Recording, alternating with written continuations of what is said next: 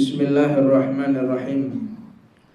Alhamdulillahirabbil alamin wassalatu wassalamu ala asrafil anbiya'i wal mursalin sayyidina wa maulana Muhammadin wa ala alihi wa sahbihi ajma'in. Alhamdulillahirabbil alamin wassalatu wassalamu ala asrafil anbiya'i wal mursalin sayyidina Muhammadin wa ala alihi wa sahbihi wa man tabi'ahu bi ihsanin ila yaumiddin. Subhanaka la ilma lana illa ma 'allamtana innaka antal alimul hakim. Rabbi shrah li sadri wa yassir li amri wahlul 'uqdatam min lisani yafqahu qawli. Assalamualaikum warahmatullahi wabarakatuh.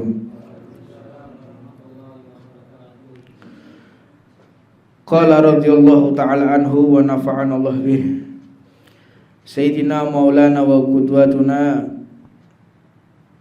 Al-Habib Abdullah bin Alwi Al-Haddad, beliau menjelaskan kepada kita semua tentang masalah golongan-golongan seseorang, yang mana golongan ini merupakan satu bentuk nasihat, peringatan, teguran dan himbauan bagi para ahli ibadah yang zuhud, giat berusaha menyendiri untuk Allah Subhanahu wa ta'ala, serta bagi orang-orang yang menghabiskan waktu untuk amal, taat dan ibadah, dan serta petunjuk ini untuk orang-orang yang melayani Allah Subhanahu wa ta'ala dan berhubungan baik dengan Allah Subhanahu wa ta'ala.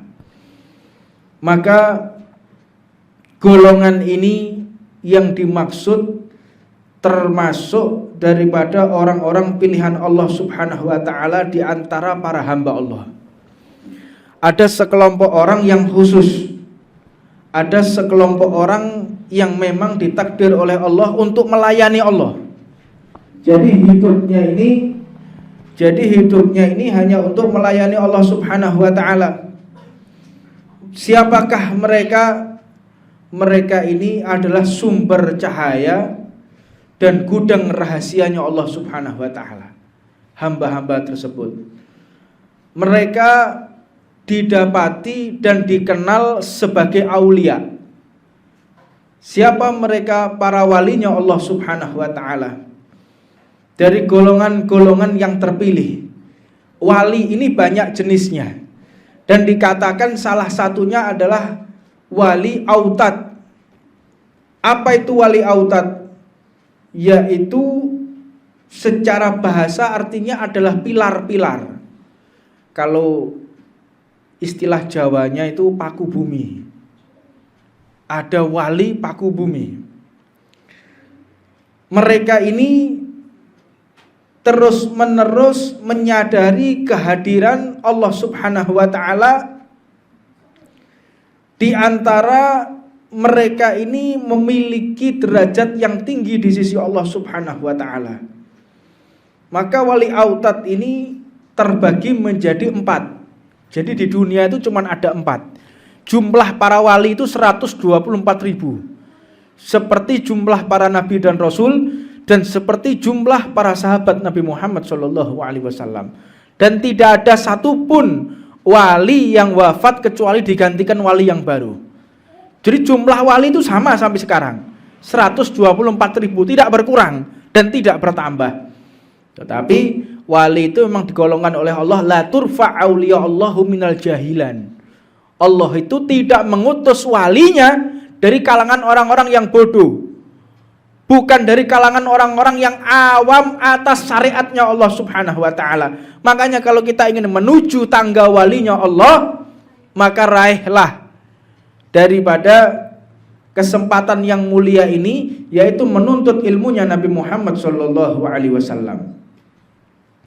Mereka para wali Allah autad, pilar-pilar daripada bumi ini. Yang kedua adalah wali abdal. wali abdal ini secara harfiah artinya adalah berarti pengganti. Yang dimaksud di sini adalah dalam dunia sufi, abdal merupakan wali-wali pengganti kedudukan wali yang telah wafat. Wali abdal. Jadi siapapun yang wafat digantikan sama dia, perannya itu wali abdal. Maka mereka ini adalah golongan orang-orang yang ikhlas. Orang yang ikhlas, orang yang gak takut caci maki, orang yang gak takut fakir, dia gak takut tidak makan, tidak takut apapun, itu walinya Allah Subhanahu wa taala. Maka disifati oleh Allah, inna awliya Allahu la khaufun alaihim walahum yahzanun. Para wali Allah itu tidak pernah bersedih dan tidak pernah takut apapun. Inna awliya Allah khaufun walahum yahzanun, tidak takut dan tidak sumpek. Apa sih makna sumpek itu? Takut itu apa sih? Takut itu dengan kejadian yang akan terjadi. Itu takut. Apa itu sumpek? Sumpek itu kejadian yang telah lalu. Sampean kok sumpek kenapa? Gara-gara besok. Nggak ada. Gara-gara kemarin pasti. Oh, sumpek itu pasti gara-gara kemarin. Tapi kalau takut atas apa? Takut yang akan terjadi. Maka mereka para wali Allah itu tidak pernah sumpek dan tidak pernah takut. Apa sebab? Mereka tahu kalau semua ini adalah tatanan Allah, semua ini adalah skenarionya Allah. Di antaranya wali yang memiliki derajat yang tinggi yaitu gurunya Imam Abdullah bin Abdul Haddad. Beliau Al-Habib Umar bin Abdurrahman Al-Attas. Beliau mengatakan, tatkala aku ditampar oleh orang, tatkala aku dipuji oleh orang, tatkala aku disanjung dan dihina, rasanya sama. Tidak berpengaruh apapun di dalam hatiku. Ini orang yang memiliki kedudukan yang tinggi kepada Allah. Bagaimana engkau tidak bisa membedakan antara tamparan dan pujian? Beliau mengatakan, kalau aku ditampar, siapa yang membuat aku bisa ditampar? Allah. Siapa yang menggerakkan tangan dia untuk menampar aku? Allah. Siapa yang menciptakan orang yang menampar aku? Allah. Siapa yang mengizinkan tangannya melayang ke wajahku? Allah. Apakah aku akan protes dengan semua itu? Sedangkan Allah yang aku cintai. Kalau ada orang yang memuji aku, sama. Itu juga dari Allah Subhanahu wa ta'ala. Maka mereka ini wali-wali yang abdal, autat. Mereka itu orang-orang yang memiliki kedudukan yang sangat tinggi di sisi Allah Subhanahu wa ta'ala. Dan mereka adalah orang-orang yang terbaik, hamba-hamba terbaik, pilihan Allah Subhanahu wa ta'ala. Dan mereka adalah orang-orang yang sufi. Apa sih sufi itu? Ini sufi. Apa sufi itu? Sufi itu orang-orang yang memiliki kedudukan tinggi di hadapan Allah Subhanahu wa ta'ala, yang senantiasa menyucikan hatinya dari prasangka buruk, menyucikan hatinya dari iri dengki, menyucikan hatinya dari kesombongan, menyucikan hatinya dari hal-hal yang sifatnya duniawi, agar hatinya dapat merespon kebaikan-kebaikan yang telah Allah sediakan di muka bumi ini. Itu orang sufi kayak begitu. Jadi mereka orang-orang sufi itu tidak pernah takut dengan apapun. Mereka itu adalah orang-orang yang mengemban kebenaran dan hakikat. Makanya ilmu hakikat itu nggak bisa dipelajari. Makanya kalau ada orang ngomong, saya mau mempelajari ilmu hakikat, dari mana? Hakikat kok dipelajari? Tidak ada. Saya ingin belajar ilmu hakikat, thariqah bisa. Hakikat dari mana? Hakikat itu pemberian dari Allah kok. Jadi orang belajar ilmu hakikat ini orang-orang yang aneh ya. Jadi jangan sampai kita termasuk daripada orang-orang yang sum'ah, gila popularitas. Dan jangan sampai juga orang itu kepengen jadi wali. Karena ada orang banyak. Saya pernah ketemu orang, ini untuk pelajaran buat kita. Saya ketemu dengan orang, jalan kaki dia, jalan kaki, rambutnya panjang. Kemana? Saya mau ziarah ke makam walinya Allah Subhanahu wa ta'ala. Oh, sungguh mulia pekerjaanmu. Melangkahkan kaki, jalan kaki, pakai tungket dari wali ke wali, bertapa dari tempat ke tempat. Untuk apa? Saya mau mencari ilmu laduni. Golek ilmu laduni melaku. ilmu laduni itu juga harus ditempuh. Ilmu laduni terus ziarah oleh ilmu laduni itu kan tidak ada yang seperti itu. Ilmu laduni itu adalah ilmu yang Allah berikan dengan kemudahan. Kita belajar fikih, tiba-tiba kita dapat laduni, bisa. Karena apa? Ada awalnya kita belajar fikih. Kita belajar ilmu tafsir, dapat ilmu laduni. Mungkin gak tahu belajar fikih, gak tahu belajar hadis, berharap ilmu laduni. Dari mana? Ini orang-orang yang gak sehat akalnya, begitu. Nah, jadi adapun orang yang ziarah sana, ziarah sini, ketahuilah orang yang kita ziarahi, Al-Habib Abdul Qadir Ma'is Segaf, Syekh Mahdum Ibrahim Sunan Bonang, Wali Songo, yang kita ziarahi itu orang-orang yang menuntut ilmu, orang-orang yang mengajarkan ilmu. Lihat kita datang, Syekh Ibrahim, doakan saya. Wahai Maulana Ishaq, doakan saya. Abdul Qadir, doakan saya. Untuk apa? Agar saya menjadi orang alim. Lah kan belajar apa gak? Yuk kemeng. Model-model kayak gini guys, tak payu di zaman ini. Ya, ziarah sana, ziarah sini, kepinginnya instan. Orang kalau sudah kepinginnya instan, ini orang-orang yang akalnya nggak waras. Ini zaman-zaman orang yang kepingin instan semua. Langsung kepingin alim, langsung kepingin sugih, langsung kepingin mulia, langsung kepingin punya kedudukan, tanpa dia berusaha, tanpa dia berupaya melalui jalur-jalur yang singkat. Ini semakin banyak ini. Jadi orang kepingin langsung sakti, semedi, gawe ali-ali, belian. Ini orang-orang yang akalnya nggak waras, kayak begitu. Lihat aja, nggak ada orang yang akalnya waras yang model-model gitu, nggak ada.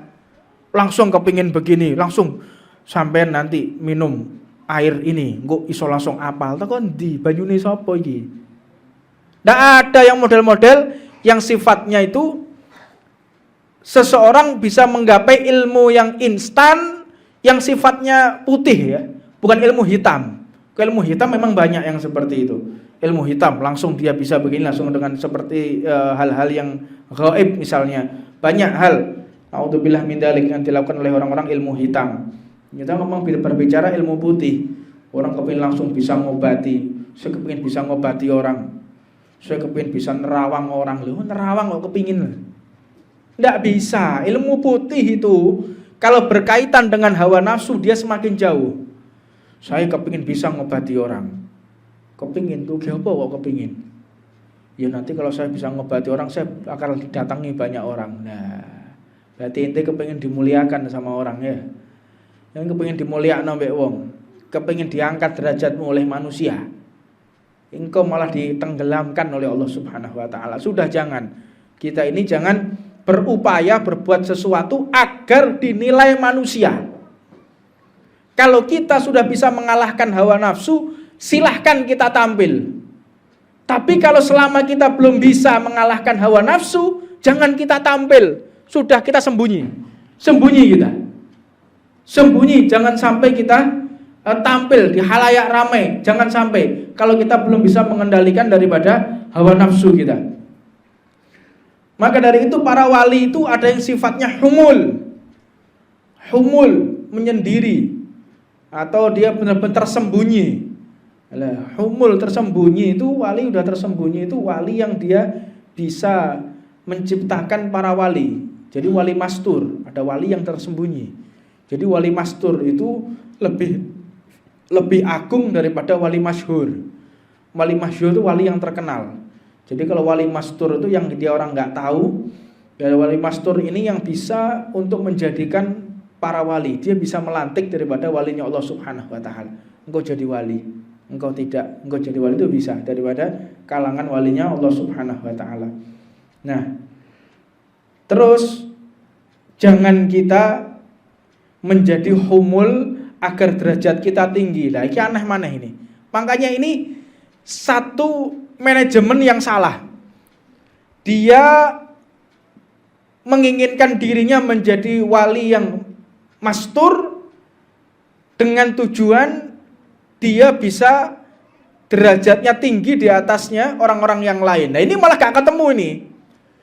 derajat, kedudukan itu nggak bisa diinginkan. Ikhlas. Yang penting kita ikhlas, yang penting kita jalan. Apapun keputusan Allah, apapun keinginan Allah, sudah yang penting kita jalan. Apapun yang terjadi, yang penting jalan. Jadi jangan kita strategi. Menggunakan strategi kepada Allah itu nggak mampu kita. Kalau manusia bisa kita bohongi, tapi kalau Allah, kita mau bohong dari mana? Kalau manusia bisa kita tipu dengan pakaian, bisa kita tipu dengan ucapan, bisa kita tipu dengan perilaku. Tapi kalau Allah, siapa yang bisa menipu Allah? Tidak ada satupun makhluk yang bisa menipu Allah Subhanahu wa ta'ala. Maka perlu kita ketahui, terkadang para pemula dan murid yang dikehendaki oleh Allah Subhanahu wa ta'ala mengikuti mereka, ini orang-orang yang meneladani sikap Nabi Muhammad.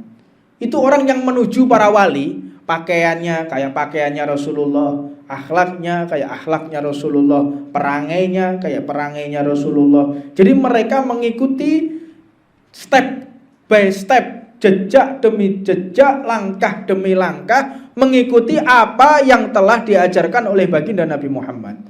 Satu persatu, pelan. Di antaranya orang yang menggunakan sunnah selama 40 hari dia menjadi walinya Allah. 40 hari. Apa contohnya? Nggih sarung.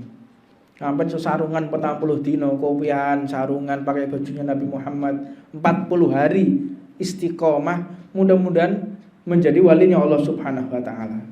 Tapi jangan terus kita ini pengen jadi wali terus mengkelaskan diri. Paham maksudnya mengkelaskan diri?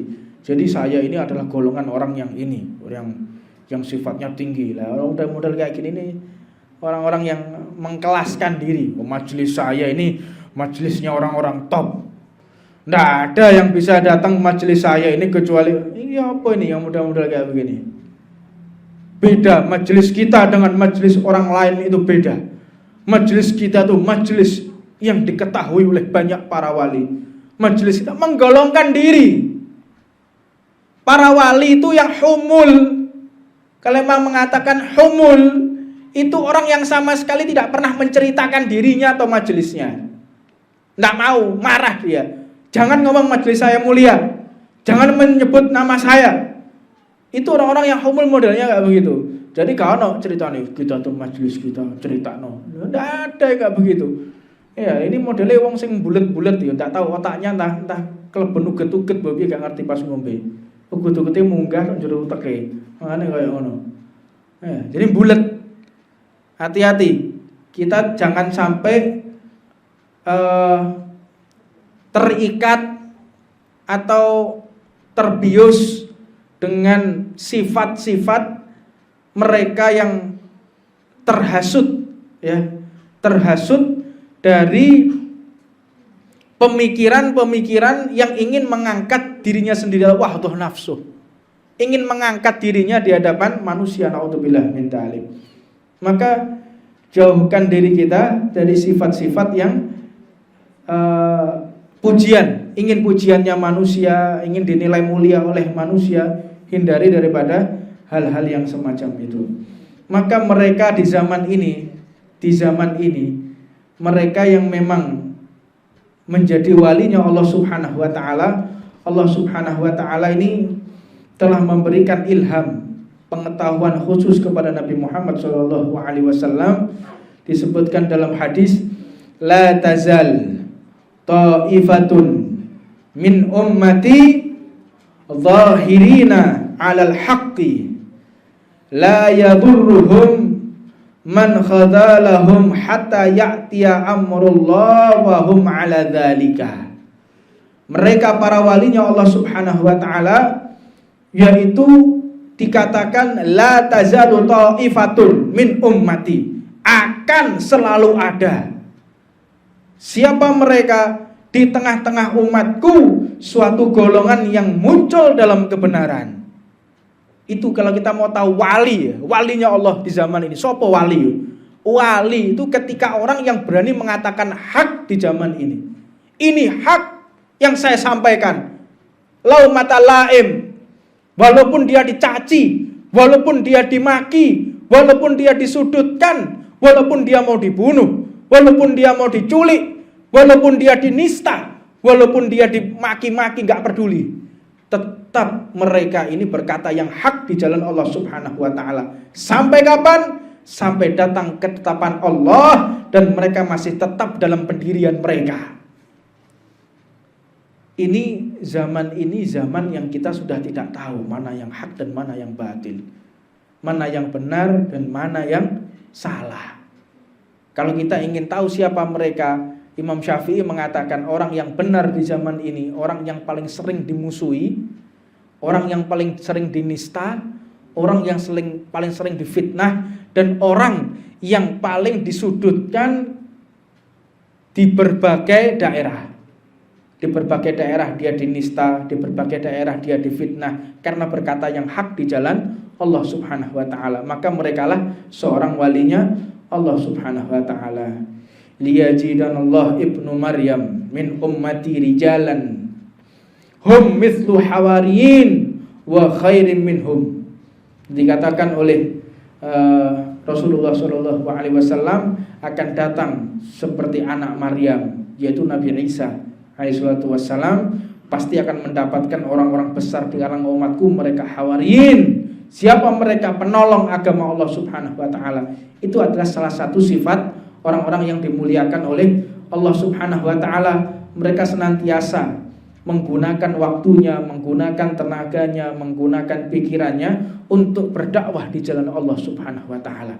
Dan mereka tidak menginginkan bayaran, dan mereka tidak takut ancaman, dan mereka tidak takut kehinaan, dan mereka tidak takut daripada hal-hal yang akan mencederai dirinya. Mereka ini adalah orang-orang pilihan Allah Subhanahu wa ta'ala. Maka berhati-hatilah kita dengan sifat-sifat yang tidak diridhoi oleh Allah, karena Allah ini telah menghembuskan fitnah, mentakdir fitnah. Allah telah mentakdir fitnah, yaitu fitnah ini adalah bukan fitnah itu ujian yang dimaksud. Fitnah itu artinya ujian, cobaan. Ini cobaan besar bagi negara kita saat ini, yang mana negara kita sudah mulai diadu domba antar umat Nabi Muhammad. Kita sudah tidak tahu mana yang hak dan mana yang batil. Bingung, umat ini bingung, kasihan umat ini. Apa sebab? Karena ini memang yang disabdakan oleh baginda Nabi Muhammad SAW. Mereka nggak tahu mana yang hak dan mana yang batil. Apa sebab? Ini semua adalah ulah ulama su'. Ulah ulama su'. Siapa ulama su'? Mereka yang berdakwah untuk rupiah. Mereka yang berdakwah untuk menggapai proposal. Mereka yang berdakwah ingin mencari bayaran. Mereka yang berdakwah hanya ingin mendapatkan rupiah dan dolar.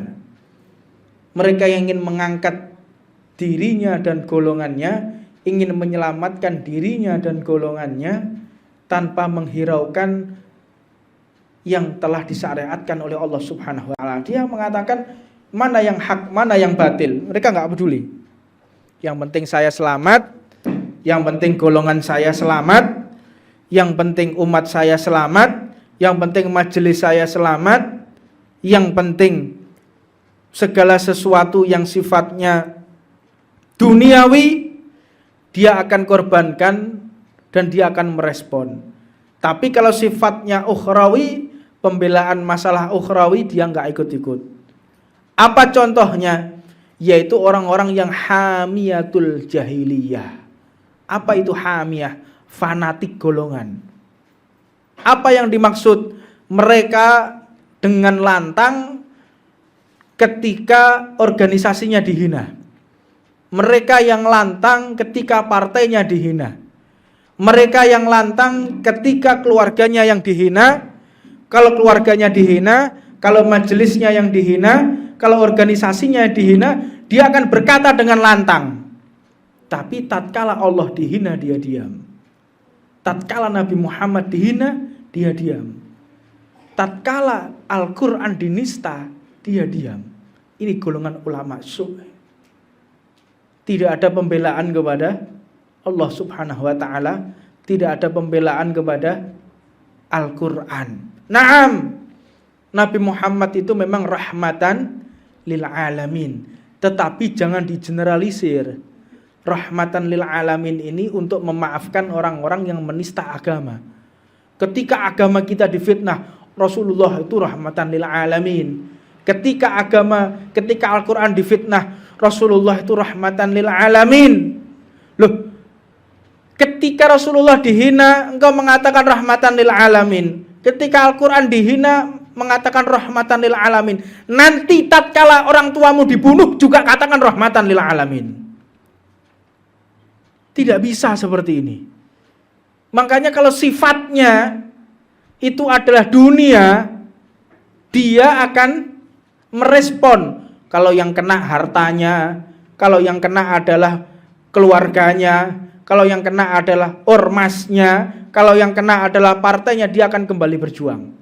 Tetapi tatkala yang kena adalah, yang dihina adalah Al-Quran, Allah dan Rasulnya, dia diam saja. Ini nyata ini. Jadi makanya jangan mengeneralisir ayat Allah Subhanahu wa taala mentakdir Nabi Muhammad yaitu rahmatan lil alamin.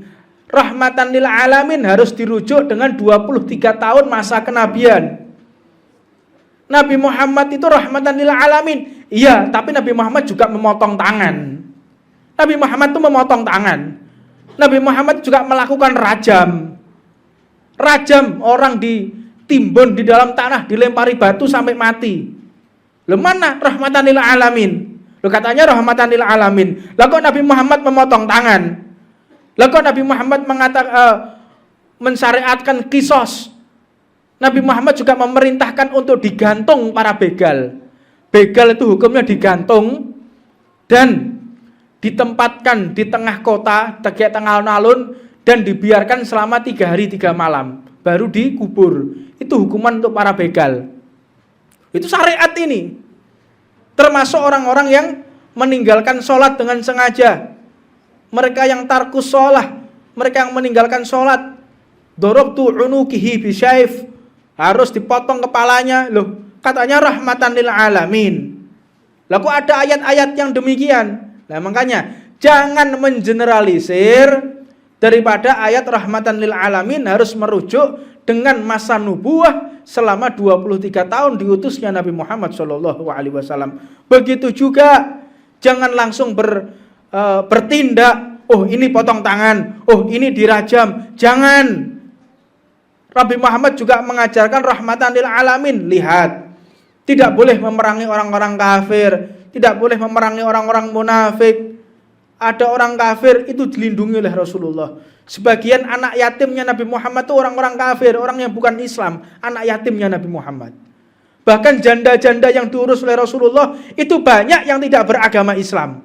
Dari kalangan Majusi, dari kalangan Yahudi, mereka itu yang ditinggalkan suaminya, itu yang diopeni oleh Nabi Muhammad SAW. Jadi kesimpulannya, jangan kita mengeneralisir ayat-ayat Allah, jangan kita memotong-motong ayat Allah untuk kepentingan pribadi kita, untuk kepentingan syahwat kita, untuk kepentingan daripada tujuan maksud kita untuk menggapai satu misi agar sukses. Ta'udzubillah min dzalik. Takutlah kita kepada Allah Subhanahu wa taala. Ini yang bisa kita sampaikan, mudah-mudahan ada manfaatnya. Rabbana atina fid dunya hasanah wa fil akhirati hasanah wa qina adzabannar. Wa ala man wa sayyidi habibul muslimin hafid wa ala kutub zaman wa ila hadratin nabi Muhammadin sallallahu alaihi wasallam siril Fatihah.